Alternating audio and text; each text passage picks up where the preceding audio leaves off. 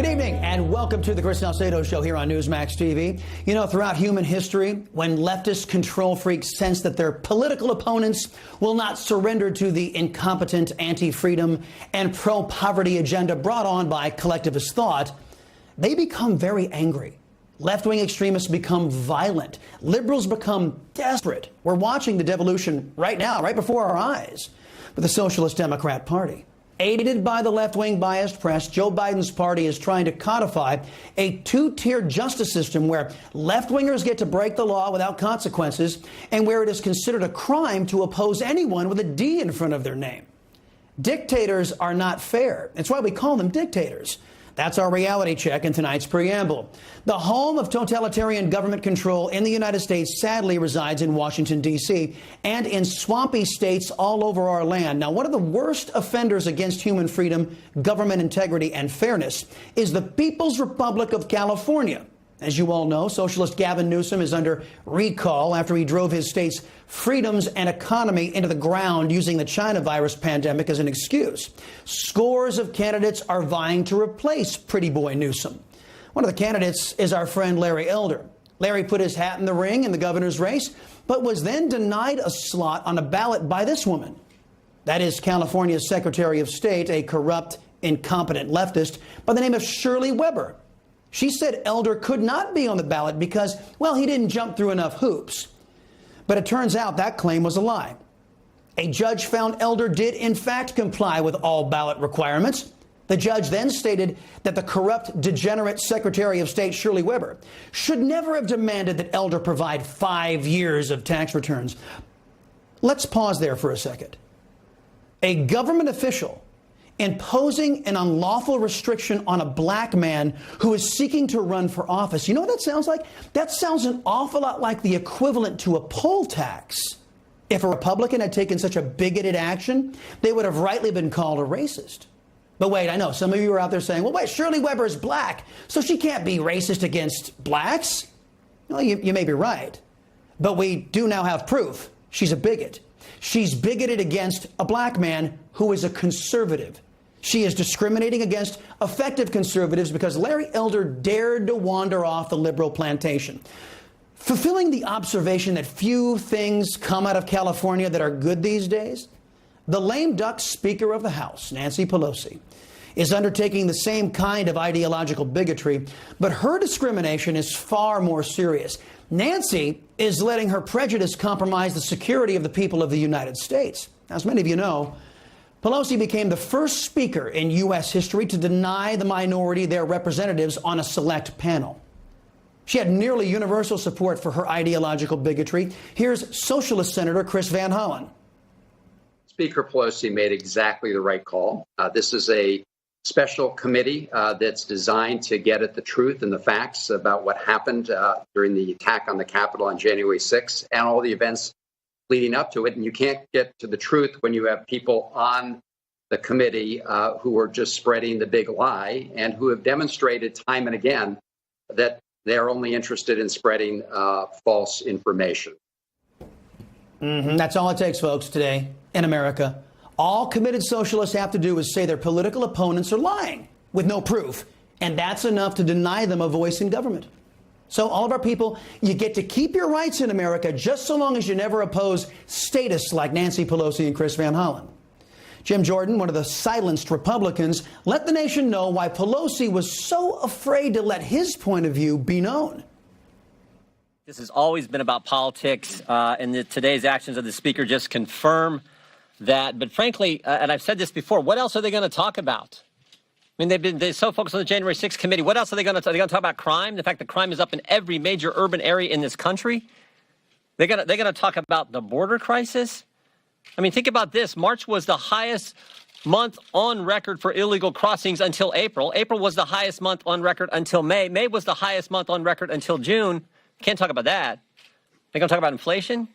They're going to talk about the fact that the price of eggs is up, the price of milk is up, the price of bread is up, the price of gas is up, the price of an airline ticket is up, the price of the price of everything is up. They can't talk about that. So they're going to be partisan. He's so right about that. Nancy Pelosi and her party only want to focus on one riot on January 6th. Her party doesn't care about the suffering that Americans have endured for nearly 2 years at the hands of their militants in BLM and Antifa. Nancy Pelosi and Liz Cheney, they don't want those people investigated. Hey, they may come in handy in the future when conservatives or Trump supporters need to be threatened or beaten up in an effort to silence their voices or dissuade them from voting for the establishment or against the establishment picks of either party. Here's a big shot of hope, though. 2/3 of Americans side with conservatives against Nancy Pelosi and her Socialist Party. According to the Rasmussen survey, 2/3 of Americans support Congress investigating all violence, January 6th and the BLM and Antifa riots. Now, this puts Nancy Pelosi and her thug party at odds with the vast majority of the nation. But many left-wingers know that's nothing a little violence won't solve, right? As we all know, socialist Democrats support violence against their political opponents. No, it's true. Listen to Alexandria Ocasio-Cortez, a loudmouth leftist Latina, openly worried that the violent communist regime in Cuba may be driven from power.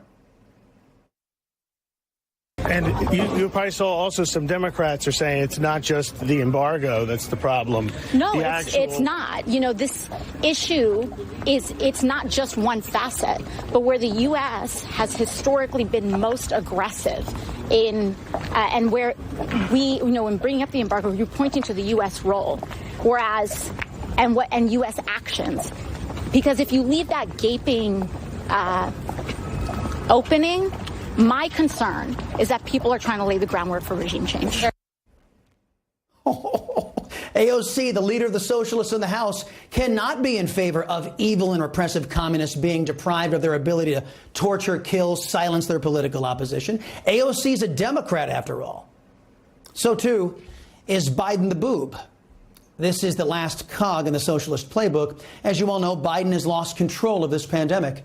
Cases are spiking all over the United States. Biden keeps allowing thousands of infected illegal aliens to pour into the United States. Biden is using the federal government to distribute the disease faster to other states in our union. Here is Biden the boob, stuttering and stammering his way through a snooze fest on CNN last night. You got the vaccination? Yeah. Are you okay? I mean, you seem, no, it works. Or or the mom and dad. Or the neighbor, or when you go to church, or when you're...